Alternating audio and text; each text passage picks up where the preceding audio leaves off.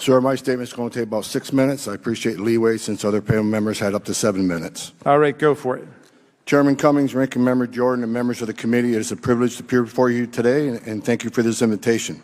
I have spent 34 years enforcing immigration laws. I started my career in 1984 as a Border Patrol agent, then as a special agent, and climbed the ranks one step at a time to become the acting ICE director. I have conducted and oversaw criminal investigations in the alien. The gentleman will suspend for just a moment. We're not allowed to have graphic poster displays during testimony of witnesses. Okay, thank you. I have conducted and oversaw criminal investigations into alien smuggling, human trafficking, immigration fraud, narcotics trafficking, gun trafficking, and human trafficking, child predator crimes, and other customs-related offenses.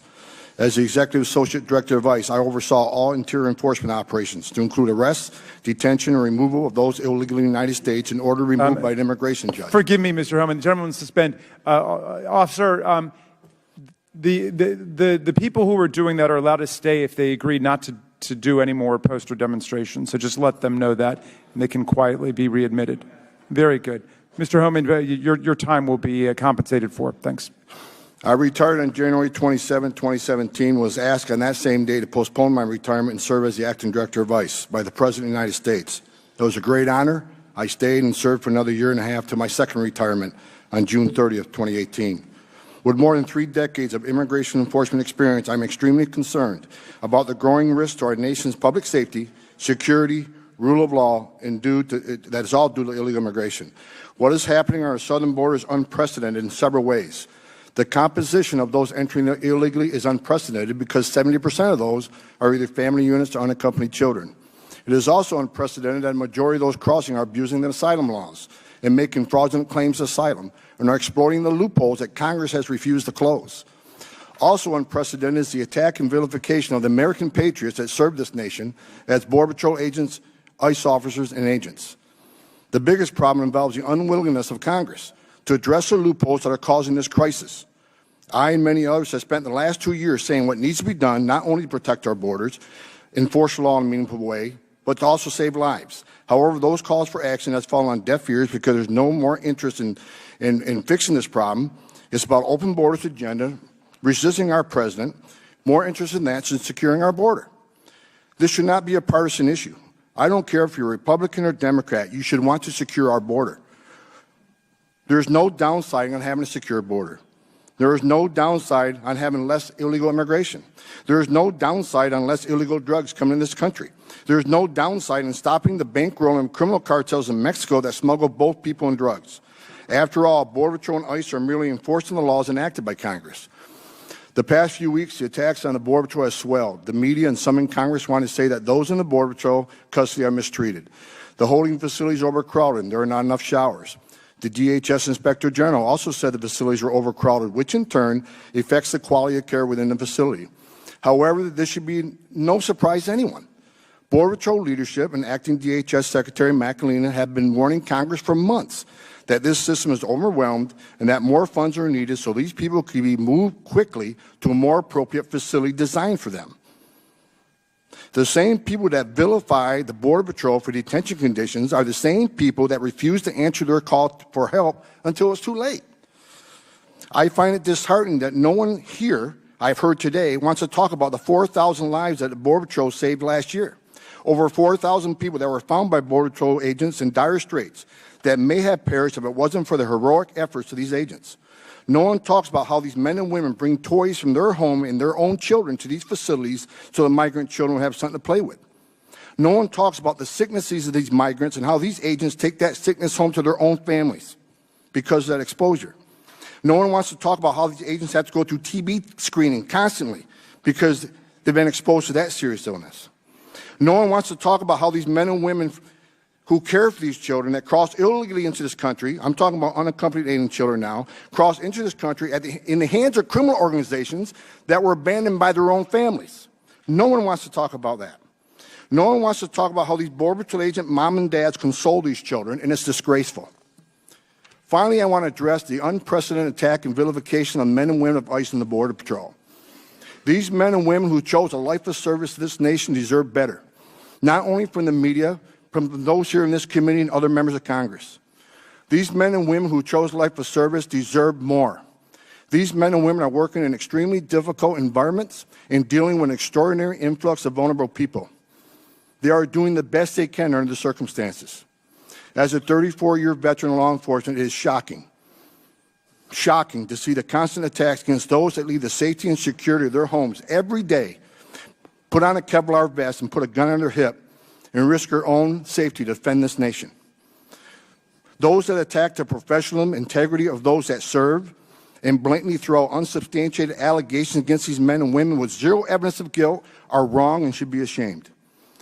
Most of these allegations will be found to be untrue after extensive investigation, but it's too late when that happens because the damage has been done.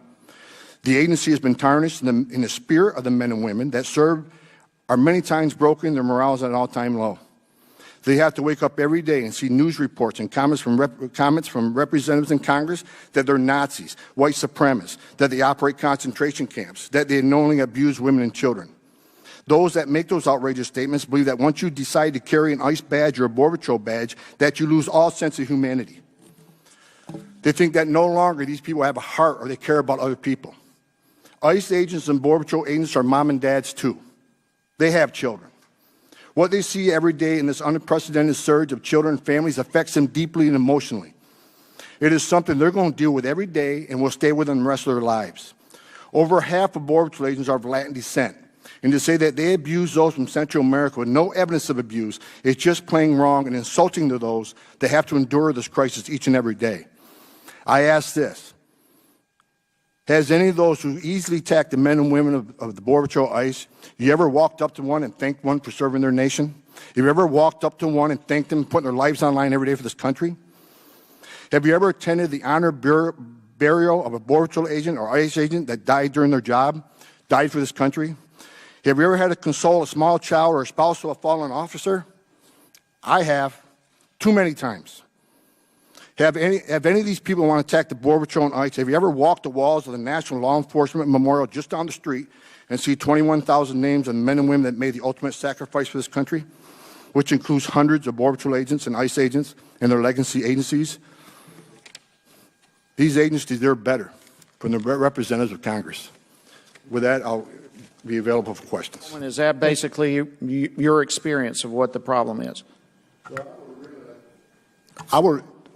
Well, the statement made about HHS a few minutes ago is wrong, and that's a very important thing I need to address.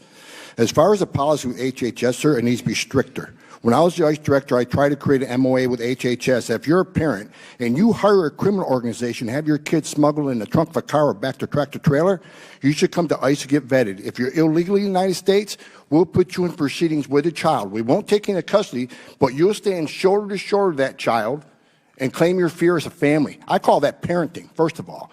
And second of all, you got to hold them accountable. In the FY19 appropriations bill, when we finally reopened government, what did the Democratic side of that caucus do? They added language that ICE could not take action against anybody in a UAC household. When I said at the time, if you do that, the number of UACs will swell. You will see a surge like never before because now these people can operate with no impunity, no consequence, no deterrence. And what happens, sir? The record number of UACs coming across this country. If we're really here to talk about protecting children, then that memorandum of understanding needs to be more strict. Thank you for that. This whole hearing seems to me to be rife with hypocrisy and falsehood. It strikes me that criticizing Border Patrol and ICE and so forth for overcrowded detention centers. I mean, we don't condemn teachers for having overcrowded classes. We don't blame teachers for illnesses floating around in overcrowded classrooms. And yet it's fair game for us to do it right here. And the fault, the problem lies with us right here in Congress for not addressing the problems and instead referring to political theater. And I urge all of us to come to the point of addressing the issue straight up.